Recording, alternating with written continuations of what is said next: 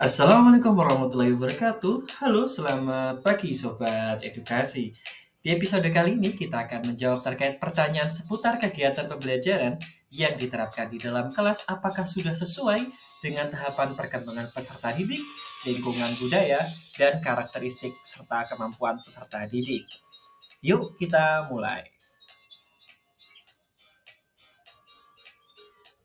Pertanyaan pertama, pemahaman baru apa yang Anda dapatkan melalui topik ini? Dari topik ini, saya mendapatkan pemahaman bahwasannya asesmen tidak hanya sekedar mengukur pencapaian hasil belajar peserta didik saja, tetapi juga dapat digunakan untuk memantau kemajuan peserta didik, memberikan umpan balik kepada peserta didik, dan meningkatkan kualitas pembelajaran. Asesmen yang memperhatikan tahapan perkembangan peserta didik, lingkungan, budaya, dan karakteristik serta kemampuan peserta didik akan dapat memberikan informasi yang lebih lengkap terkait peserta didik itu sendiri, sehingga guru dapat memberikan pembelajaran yang lebih efektif.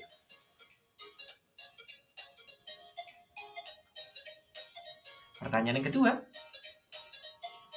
hal apa yang paling menantang ketika Anda merancang asesmen dalam proses pembelajaran? Hal yang paling menantang ketika saya merancang asesmen dalam proses pembelajaran adalah proses membuat asesmen yang sesuai dengan tahapan perkembangan peserta didik, lingkungan, budaya, dan karakteristik serta kemampuan peserta didik. Saya perlu memahami karakteristik secara menyeluruh dari peserta didik yang saya ampu, sehingga saya dapat merancang asesmen yang sesuai dengan kebutuhan mereka. Lalu menurut Anda, apakah asesmen yang diterapkan di dalam kelas sudah sesuai dengan tahapan perkembangan peserta didik, lingkungan, budaya, dan karakteristik serta kemampuan peserta didik itu sendiri? Menurut saya, asesmen yang diterapkan di dalam kelas belum sepenuhnya sesuai dengan tahapan perkembangan peserta didik, lingkungan, budaya, karakteristik, serta kemampuan peserta didik. Hal ini disebabkan karena asesmen yang diterapkan di dalam kelas masih banyak yang berfokus pada hasil akhir, sehingga belum dapat memberikan informasi yang lebih lengkap terkait perkembangan peserta didik itu sendiri.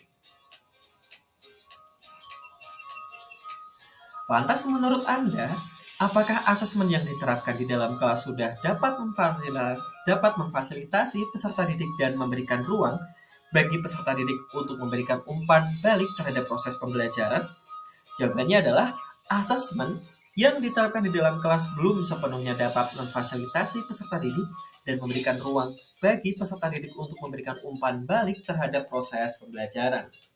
Hal ini dikarenakan asesmen yang diterapkan di dalam kelas masih banyak bersifat pasif, sehingga peserta didik tidak memiliki kesempatan untuk aktif di dalam proses asesmen.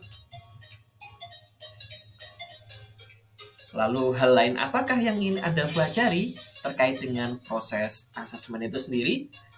Hal yang ingin saya pelajari secara lebih mendalam dalam hal asesmen adalah yang pertama, teknis asesmen yang lebih beragam dan inovatif yang dapat digunakan untuk mengukur perkembangan peserta didik secara holistik atau menyeluruh. Yang kedua, cara memberikan umpan balik kepada peserta didik secara efektif dan konstruktif. Dan yang ketiga, cara melibatkan peserta didik secara aktif dalam proses asesmen itu sendiri. Di mana saya percaya bahwasanya dengan mempelajari hal-hal tersebut, saya dapat merancang asesmen dengan lebih baik, efektif, dan dapat membantu peserta didik untuk mencapai hasil belajar yang lebih optimal. Mungkin berikut ini adalah jawaban saya terkait pertanyaan-pertanyaan yang ada, dan semoga dapat membantu teman-teman, rekan-rekan semua dalam pembelajaran yang lain. Terima kasih, sekian dari saya. Selamat pagi, salam edukasi. Assalamualaikum warahmatullahi wabarakatuh.